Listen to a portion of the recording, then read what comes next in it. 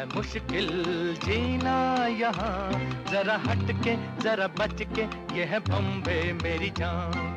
बॉम्बे, बम्बई और अब मुंबई, इस शहर को माया नगरी के नाम से भी जाना जाता है और साथ ही द सिटी ऑफ ड्रीम्स और हमारे देश की फाइनेंशियल कैपिटल तो कही ही जाती है। इस शहर में वो लोग रहते हैं जो आम लोगों के दिलों पर राज करना चाहते हैं। यहाँ बॉलीवुड में किस्मत आजमाने के लिए हर साल कई युवा इस शहर का रुख करते हैं। लेकिन मुंबई का इतिहास अपने आप में अनोखा है। आपको जानकर हैरानी होगी कि मुंबई को कभी अंग्रेजों को दहेज में दिया गया था। जी हाँ, डाउरी के तौर पर मुंबई को अंग्रेजों को सौंपा गया। तो चलिए जानते हैं आमची मुंबई का इतिहास।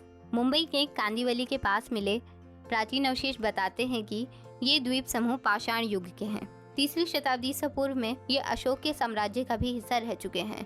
कुछ शुरुआती शताब्दियों तक यहाँ सातवाहन साम्राज्य का भी कब्जा रह चुका है। इसके बाद सिलहारा के राजा और साथ ही और भी दूसरे राजाओं का यहाँ पर कुछ न कुछ हिस्सा या अधिकार रह चुका है। 9वीं सदी से ही मुंबई गुजरातियों के कब्जे में रही थी, लेकिन 1534 तक मुगलों ने चूंकि पूरे भारत पर कब्जा करना शुरू कर दिया था, तो अब गुजरातियों को यही डर सता रहा था कि मुगल कहीं उन पर भी हमला ना कर दे।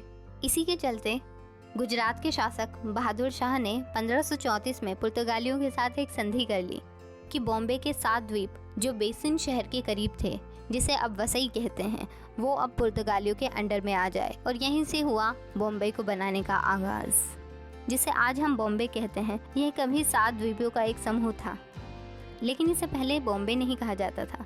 तो चलिए जानते हैं बॉम्बे नाम कैसे पड़ा। 1534 में पुर्तगालियों ने मुंबई के द्वीपों को अपने अधीन कर लिया था। गुजरातियों ने इन्हें दे ही दिया था। पुर्तगाली शहर को बोम वाहिया कहा करते थे, जिसका मतलब था एक अच्छी खाड़ी।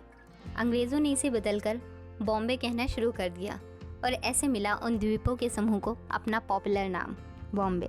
1626 तक ये एक बड़ा शहर बन चुका था। यहाँ से कई चीज़ों को इम्पोर्ट और एक्सपोर्ट किया जाने लगा था। यहाँ वो सब कुछ था जो एक बड़े शहर में होना चाहिए। अब बात करते हैं कि आखिर अंग्रेज़ों की नज़र बॉम्बे पर कब पड़ी। 1626 में पहली बार अंग्रेज़ों ने बॉम्बे की तरफ रुख किया। हालांकि पुर्तगालियों के साथ 1612 में भी अंग्रेज़ों के 2-2 हाथ हो चुके थे। अंग्रेज़ों ने पुर्तगालियों को काफ़ी नुकसान भी पहुंचाया था। इस द्वीपों के समूह पर कब्जा करने के लिए अंग्रेज़ों ने एड़ी चोटी का जोर लगा दिया था, क्योंकि ये एक व्यापार के लिए एक बहुत अच्छी जगह थी। लेकिन बॉम्बे पर किसी भी रास्ते से ज़मीनी हमला करना मुमकिन नहीं था। ऐसे में अंग्रेज़ों को अपनी रणनीति में बदलाव करना पड़ा। अब आई अंग्रेज़ों की चाल। अंग्रेज़ वैसे तो बॉम्बे पर कभी भी कब्जा नहीं कर सके, लेकिन उन्हें बॉम्बे बड़ी आसानी से मिल गया। हुआ यूँ कि 1652 में सूरत काउंसिल ऑफ ब्रिटिश एम्पायर ने अंग्रेज़ों के सामने पुर्तगाल से बॉम्बे खरीदने की बात रखी। लेकिन 9 साल में सब कुछ बदल गया। ब्रिटेन के चार्ल्स की शादी पुर्तगाल के राजा की बेटी कैथरीन डि ब्रिगांजा से हो गई और 11 मई 1661 को बॉम्बे के ये 7 द्वीप ब्रिटेन को दहेज में दे दिए गए।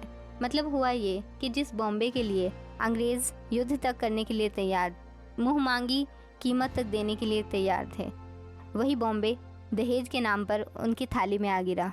हालांकि चार्ल्स ज़्यादा दिन तक यहाँ अपना सिक्का नहीं चला पाए, लिहाजा उन्होंने 1668 में ईस्ट इंडिया कंपनी को बॉम्बे 10 पाउंड में पट्टे पर दे दिया। इस तरह बॉम्बे पर अंग्रेज़ों का कब्जा हो गया। चूँकि अब बॉम्बे पर अंग्रेज़ों का कब्जा हो गया था, तो ऐसे में अंग्रेज़ों के लिए ये सोचने वाली बात थी कि बॉम्बे को आगे कैसे बढ़ाया जाए। कुछ सालों में कंपनी की गवर्नर गेराल्ड ऑन्गियर ने कई गोदामों के साथ बंदरगाहों के निर्माण कराने की योजना बनाई और उसकी एक रिपोर्ट लंदन भेजी, जिसे वहां से समर्थन मिला और फिर एक नए शहर की नींव रखी गई। अंग्रेज़ों से पहले बॉम्बे 7 द्वीपों का बस एक समूह मात्र था, जहां से ट्रेडिंग वगैरह की जाती थी।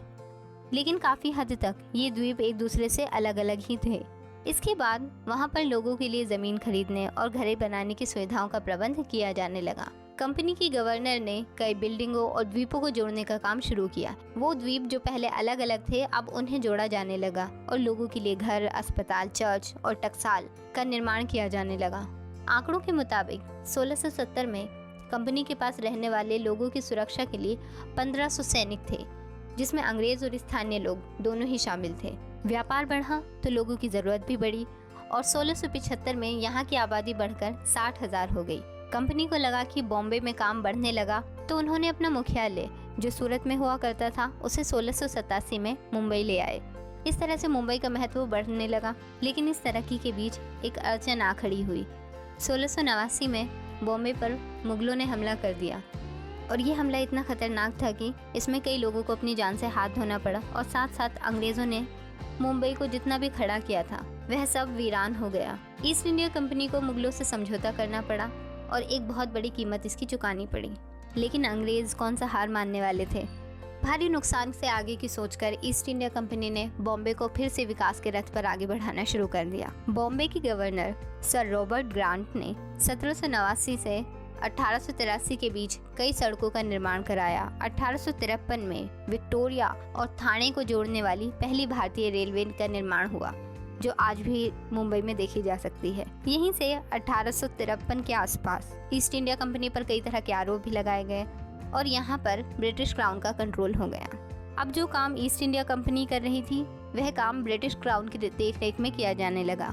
बॉम्बे में कई तरह के निर्माण कार्य हुए, जैसे विक्टोरिया टर्मिनल जो आज बॉम्बे की शान कहा जाता है, general post office, municipal corporation, prince of Wales museum, Rajabai tower, Bombay university और सेक्रेटेरियल जो बॉम्बे की शान आज भी बढ़ाते हैं। 1911 में राजा जॉर्ज और रानी मैरी के भारत आने पर गेटवे ऑफ इंडिया का निर्माण किया गया, जो मुंबई की शान कहा जाता है। और फिर वह दिन आया जब 1947 को बॉम्बे के साथ पूरा भारत अंग्रेज़ों से आज़ाद हो गया। आज़ादी के बाद यह शहर बढ़ता ही गया।